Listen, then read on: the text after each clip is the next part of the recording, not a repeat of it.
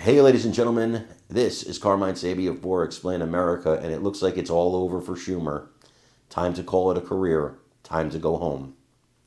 Before we get started, please make sure you like, comment, share, and subscribe. Those little things really help us out, and they help our channel continue to grow.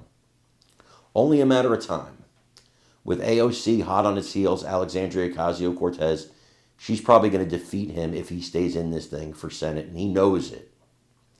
And now people in the political field are saying they expect that he will announce his retirement before the humiliation of losing to AOC happens.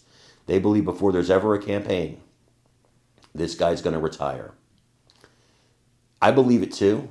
I think you're seeing the end of Schumer. I think this healthcare and this CR and this shutdown was his last stand and it failed. But here's the thing. Yes, Schumer is not a good guy. No, I'm not a fan of Schumer. But in about 10 years, people are going to look back and they're going to say, gosh, I wish we still had Schumer. I wish we still had Nancy Pelosi, because the people that are taking over the Democrat Party are absolutely bonkers. They are Marxists. They are a danger to this country. And while I disagree with Schumer and Pelosi on every single policy position they have, they were not a danger to the future of this country's existence. The people coming behind them absolutely are. Absolutely are. I want you to watch this. I want you to think about what I said, and I want you to watch this. And let me know what you think in the comments.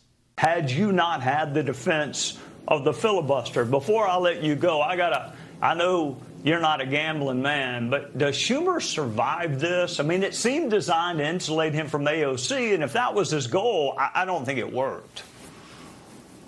I do think he survives it for a very selfish reason by the other Democrats. Nobody wants that job.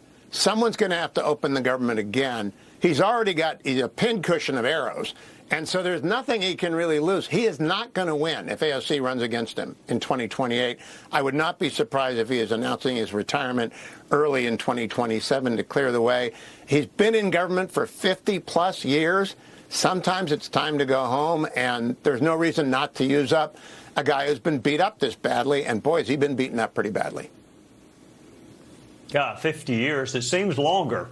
Professor Hugh Hewitt, thank you as always. I was going to ask you about what the base is saying, because I know you're hearing from the Democrat base that they feel like the party caved on this shutdown deal. Why do you think that this happened? How did we get to this point? What's your take on it? Well, I think what's kind of the central point of this whole moment is the pain that the Trump administration and this Republican Party is willing to put working class Americans through in order to complete their political agenda of, tax cuts for the wealthiest people in this country. And so they are willing to take our air traffic control hostage. They're willing to reduce our flights. They're willing to cut and go to the Supreme Court to try to starve the millions of families that benefit from SNAP in this country. And so if those are the stakes, and the stakes are life and death, and that means that we want to make sure that we have Democratic leadership that is strong enough to withstand that. And so I think that's what this conversation is about, and I think we can get there.